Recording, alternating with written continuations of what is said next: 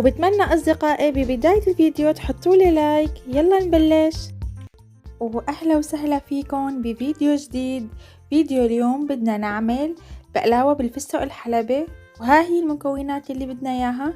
استخدمت رقائق بقلاوة جاهزة وزنها 400 جرام، وعنا هون الفستق الحلبي 400 جرام كمان، وعنا تقريبا 4 معالق سمنة دوبناها بالميكروويف. هلا انا عم اطحن الفستق الحلبي مثل ما شايفين، ما بدي اياه ناعم كتير، بدي اياه وسط.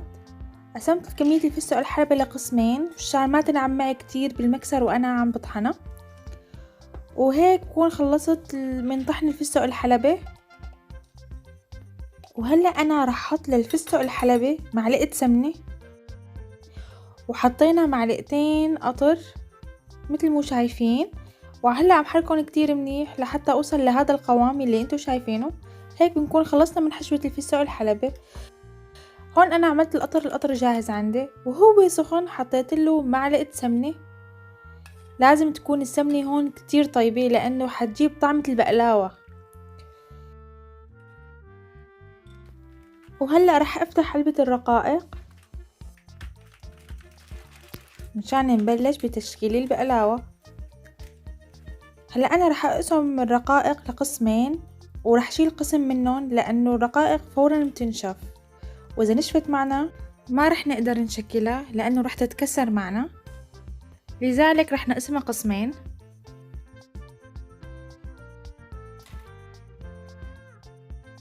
رح احط قسم الثاني بالكيس وغلفه بهذا الشكل.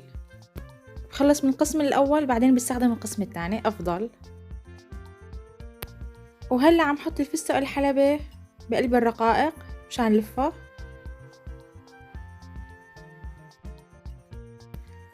وطبعا انتو بامكانكم تتحكموا بالكمية اللي بدكم تحطوها بقلب البقلاوة على كيفكم، حتى بامكانكم تحشوها شو ما بدكم، جوز او لوز او كاجو، يعني شي بيرجع لإلكم. حتى بامكانكم تحشوها الفستق العادي، تطحنوه بعدين تحطوا له معلقتين سكر بودرة اذا ما بدكم تستخدموا القطر، وتعملوه مثل ما عملنا نفس طريقة الفستق الحلبي، نفس الحشوة يعني. بإمكانكم تستخدموا الحشوة اللي بدكم إياها واللي بتحبوها.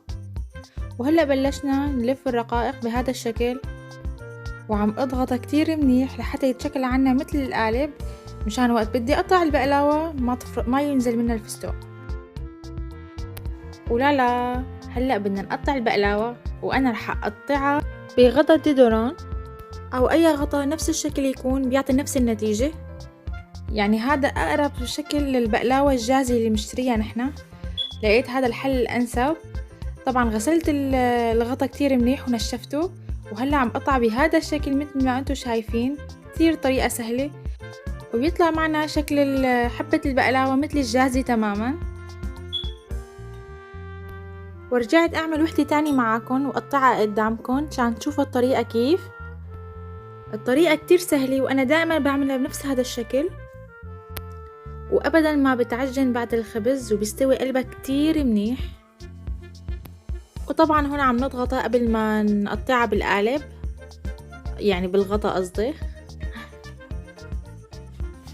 وطبعا بامكانكم تقطعوها بالسكين، بامكانكم تقطعوها بالشكل اللي انتم بتحبوه، بس انا حبيت فرجيكم طريقة جديدة بالتقطيع يلي انا دائما بتبعها. وهيك بكون خلصت من تشكيل البقلاوة، وراح اسطرهم هلا بالصينية مثل ما انتم شايفين مشان ناخدن على الفرن ونخبزن. وهلا عم سطرون،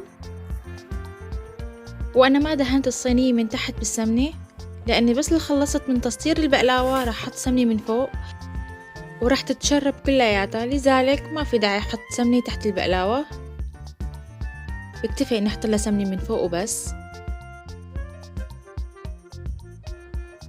شايفين ما احلى شكلها هيك وهي بالصينية هاي قبل الخبز، فكيف رح يكون شكلها بعد الخبز؟ وهيك يا حلوين بكون خلصت من تسطير البقلاوة بقلب الصينية. وهلا راح احط لها السمنة. هلا السمنة اللي انا استخدمتها سمنة حيواني، بامكانكم انتم تستخدموا سمنة نباتي او نص نباتي ونص حيواني، بتطلع كمان كتير ظريفة. بس إذا استخدمتوا سمنة نباتي مع البقلاوة لازم تستخدموا معلقة سمنة حيواني مع القطر.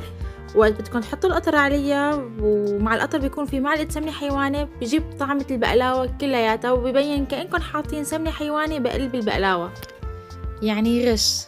وأكيد ما حدا رح يقفشكن لأنه طعمة القطر رح تغلب وقتها. وكتير من محلات الحلو بيعملوا هاي الطريقة، بيعملوا البقلاوة بسمنة نباتي وبعدين بحطوا سمنة حيواني مع القطر وبتضيع الطاسة. وهلأ صارت جاهزة للخبز وتيرارا، وهيك البقلاوة صارت عنا جاهزة. شوفولي على هالمنظر ما أحلى. وبس طلعت من الفرن فورا رح حطلها القطر، طبعا القطر بارد والبقلاوة سخنة، يعني هلأ طلعناها بالفرن وفورا بنحطلها القطر.